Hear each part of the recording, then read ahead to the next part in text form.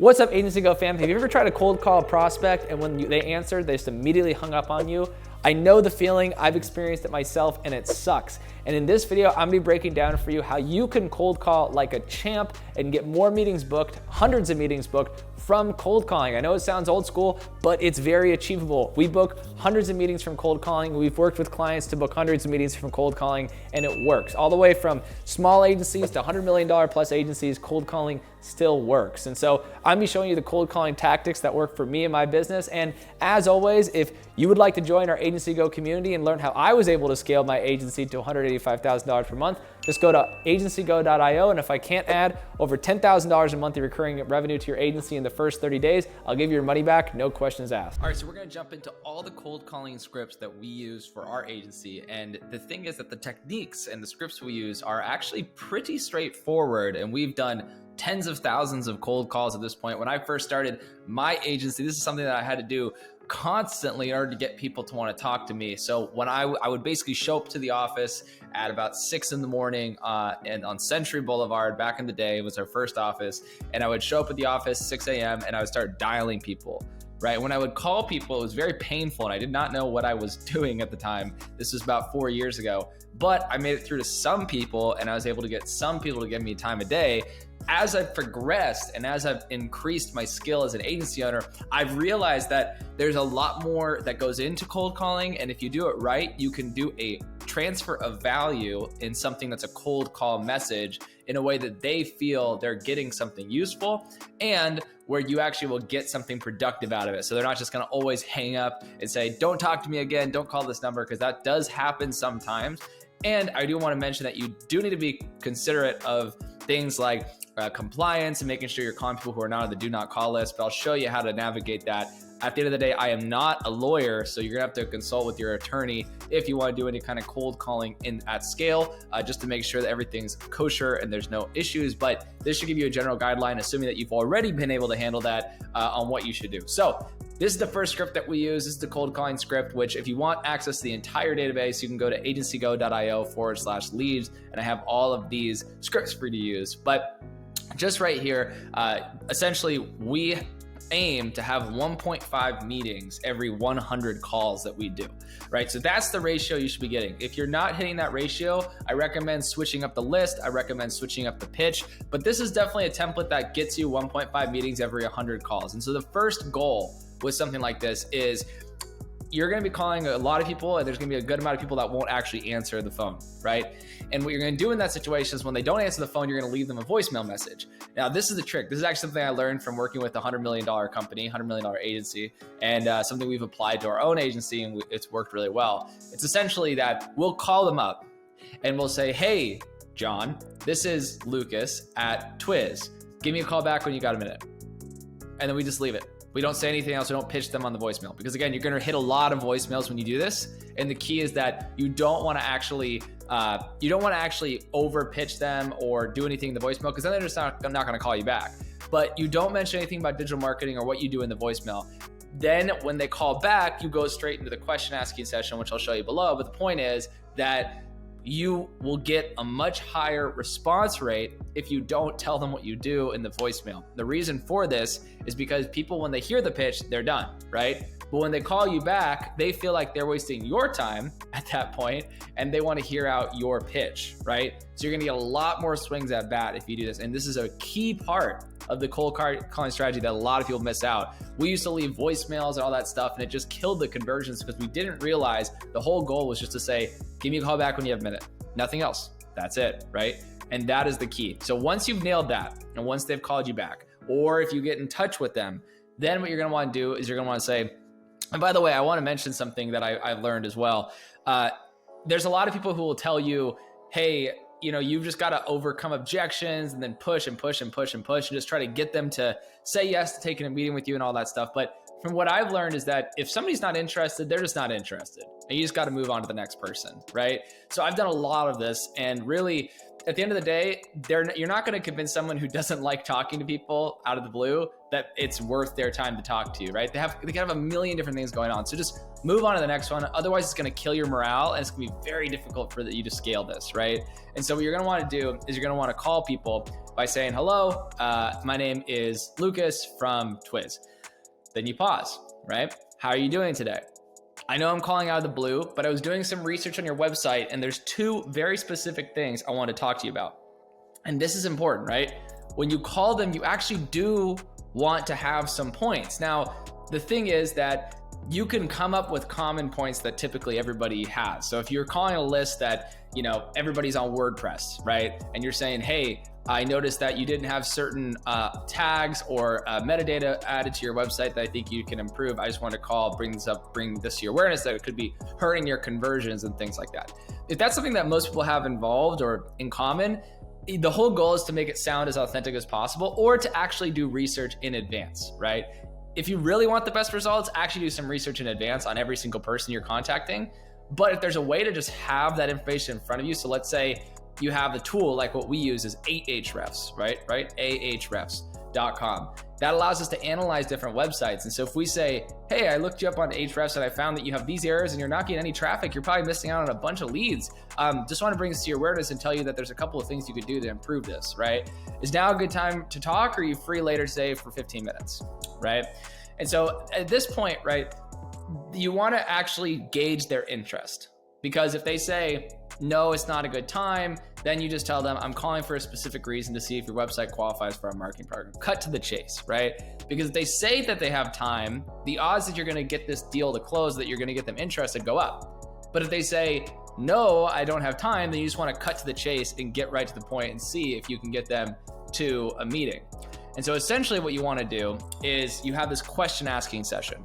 And when you jump into this question asking session, totally depends on the time the person has to take the meeting or to talk to you, and also their general level of interest. And just keep in mind, it's very important that when you do this question asking session, that you understand that this actually is the meeting, right? So you might not get another opportunity to talk to this person. So this might actually be the only meeting you have to talk to him until you can get them interested to take a second meeting, right? So you have to treat it as if it's the actual meeting. And so you can start by saying, the reason for my call today is really just to offer something of value. We know how difficult digital marketing can be, and really our only hope is to help you see more success with our marketing efforts, whether that is through learning how to do marketing on your own or outsourcing your marketing efforts to our marketing agency. And so when somebody asks you a question you do not know the answer to, right? This is important because we put this caveat in here. If you're going to have like somebody in your team do this cold calling and they may not know as much as you, then you can have them say, that's a great question. My job is to find the best companies to work with and relay my findings to the team. I'd love to have you ask them that question. I wouldn't want to give you the wrong information. I'm going to book a meeting now at this date and time to talk with you about that. If you need to reschedule, just do it on the calendar invite, right? Move directly to the close. So in those situations, this is assuming you're not the owner of the business and that you're helping or assisting somebody in booking meetings. But in this situation, what you're going to want to do is you're going to just get them to the close, right? Get them to the next step. And so the next steps are based on what you have told me. It sounds like, so this is what you're going to tell them. Based on what you've told me, it sounds like you would be a great fit for a discovery call with our digital marketing strategist. This again is assuming that you're not the person. If you are the person, if you can keep them on the call, do the meeting right then and there. But if you can't, don't waste their time, because it's just like rattling a cage. They're going to get so mad, they're just going to hang up, right? Don't do that. They're going to have a bitter taste in their mouth. So just push it to another meeting when they actually have time. And say, we offer this call for free, and it's a great way for you to determine what areas of marketing you can be utilizing to help grow your business. You see, before the phone call, our digital marketing strategist will run a few audits on your site, do some research on your industry, look into your competitors. Then on the phone, they'll discuss your business more in depth and talk about possible solutions that will help you reach your business goals. Does that sound like something you would be interested in? Right? And at this point, you do not need to ask if they're interested if you already have an appointment with them. So if you already booked it up earlier in this process, just move on. The shorter, the better. The average time, this is something that's interesting for you to know. The average time of an SDR taking these cold call meetings, whether it's you or an SDR, is about 7 minutes. So you don't need it to necessarily be longer. But if you have someone on the hook, try to get them to last for as long as possible if they're comfortable with it. And so you can say, great, I'm going to book you a meeting with our team at this date and time. If you need to reschedule, click on the calendar, et cetera, et cetera. Now, here is what you want to do. You want to have a list of questions. And this is important because when you are talking to someone, and especially when you're going through a process where there's interruption, right? So you're interrupting their day, and then they might feel peeved for a second, and then everything can get thrown off, right? Your whole process can get thrown off. It's important to have a list of questions and answers, so then that way you don't get nervous when you're talking to them and then forget to ask them the critical things that can get them interested in talking to you for a longer period of time and potentially working with you, right?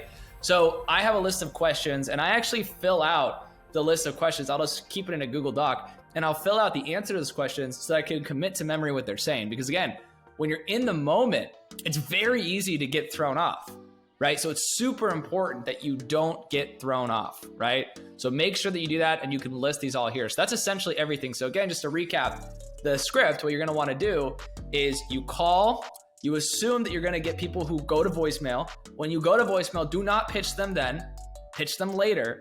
And then once you get them on the call, see if they have time to talk. If they don't have time to talk, move on, and just try to get a meeting scheduled. If they have time to talk, ask your questions and try to get them interested more and more. And if you can get them all the way to the length of a full meeting right then and there, that's great too.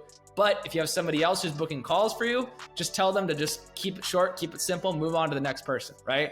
But you have to build rapport. You can't just, dump them in 5 minutes. You have to actually build some rapport with these people. Now there's one more script, not gonna go over it very long. It's actually an email script, but the cold calling method applies here too. It's the same exact offer. So what I do when I'm trying to find agency partners is I'll reach out to them and say, hey, my name's Lucas with Twiz. I wanted to partner with your agency. We get a lot of business from partners. We do over $1.72 million per year in revenue.